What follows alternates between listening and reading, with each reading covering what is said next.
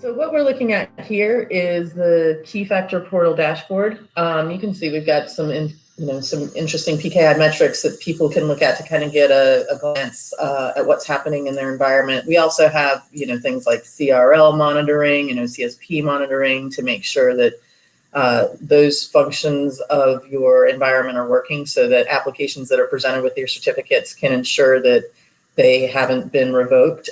This is one of those kind of PKI management as well as certificate management capabilities that we have. So I'll go ahead and show the CA management, and we can see here that this certificate authority is set to do a sync with the CA at a full sync at a daily interval, and every 30 minutes it does an incremental sync. So what it's doing is it's bringing in anything that's changed since the last time it looked at the certificate authority and did some inventorying.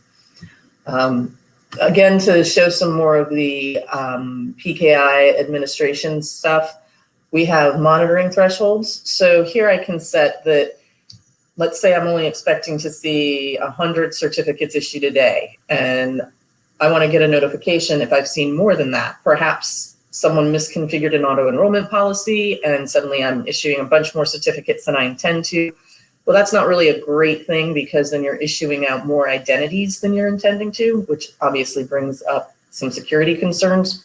So the monitoring thresholds allow you to get alerted when your PKI is behaving outside of the expected bounds of its activity.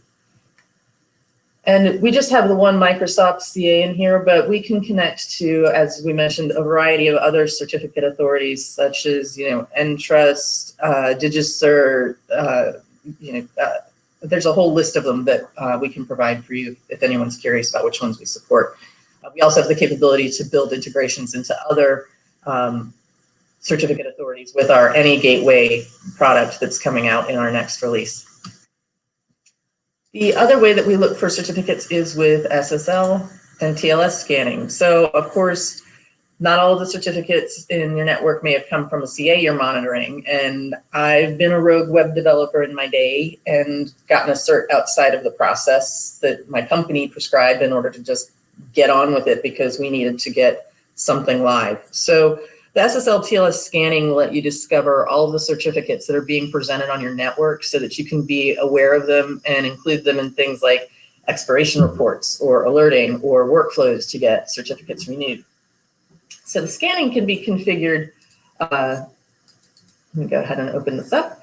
The scanning can be configured to run at particular times when your environment is probably best ready to be scanned. So you don't want to do that at a high traffic time, because you don't want to slow anyone down. We do have the ability to add a robots TXT, so that the endpoints that you're looking at will know, hey, this is a web crawler. I'm not trying to do anything malicious. Then you can also put some expiration alerts around the certificates that are discovered and about to be expired. So in my case, I've set this up so 7 days before expiration, I'm going to get an email sent to me with a list of all the certs that are expiring in about 7 days. And the network ranges are really easy to define. You can use network notation, IP address, or host name, and this box is editable. So if you do have a whole bunch of, maybe a spreadsheet with all of your network endpoints already somewhere, you can just copy and paste that in.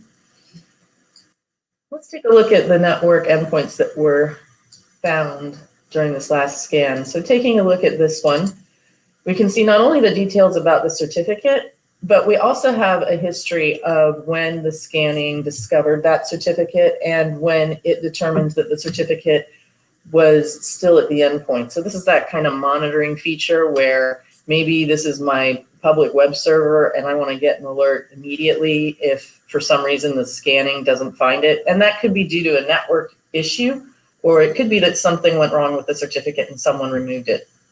So this is a nice little guardrail, so to ensure that that you don't just catch expiring certs, but you also catch certs that maybe have become unavailable for some reason.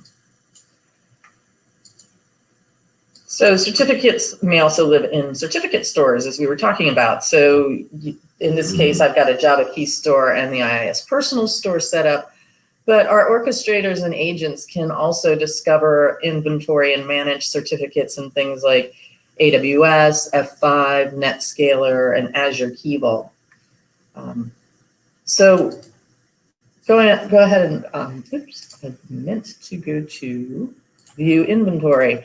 So I can see here that on my IIS system, I have 7 certificates, and we can see the location is listed here. And this certificate is actually in my IIS as well as my Java key store file.